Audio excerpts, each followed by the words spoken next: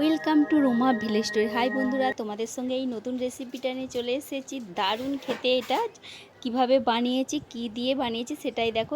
এখানে আমি পোনা মাছের পিসগুলো নিয়ে নিয়েছি, নিয়ে আমি নুন আর হলুদ মাখিয়ে দিয়েছি। এখানে দেখো পটলগুলো আর টমেটো কেটে নিয়েছি। পটলগুলো একটা পটল করে 4 ভাগ করে লম্বা লম্বা করে কেটে নিয়েছি। এখানে নিয়েছি দেখো ক্যারি পাতা, আর দেখো নিয়েছি কালো জিরে।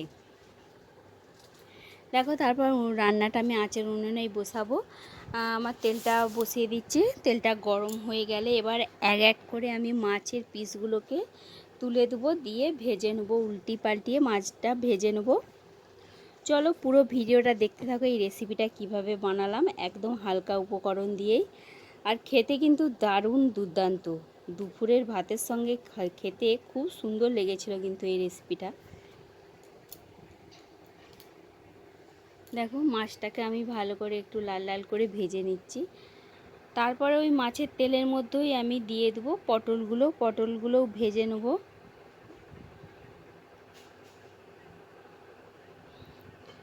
দেখো পটলগুলো আমি ভেজে নিচ্ছি। আর পটল ভাজলে তো জানোই একটু তেলটা কালো হয়ে যায়, কিন্তু আমি তেলটা পাল্টাবো না। ওই তেলের মধ্যেই আমি দিয়ে দেবো আবার কালো জিরে আর ক্যারি পাতা আর কালো জিরে দিয়েই বানাবো। তারপর দেখো এখানে টমেটো কুচিয়ে রেখেছিলাম, সেই টমেটোটাও দিয়ে দিচ্ছি।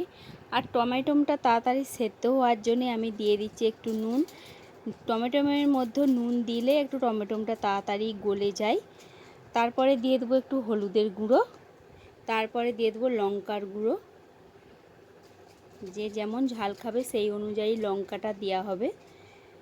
দেখো দেখতে কিন্তু কালো লাগছে মশলাটা, কিন্তু ওই তেলের মধ্যেই করছি বলে কিন্তু খেতে দারুণ হয়েছিল।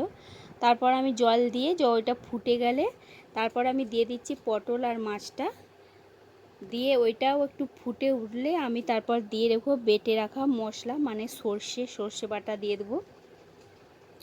কার কার এই রেসিপিটা ভালো লাগলো তো একটা লাইক করো, কমেন্ট করো, শেয়ার করো, আর চ্যানেলটাকে একটা সাবস্ক্রাইব করে আমার পাশে থেকো আরও নতুন ভিডিও পাওয়ার জন্যে।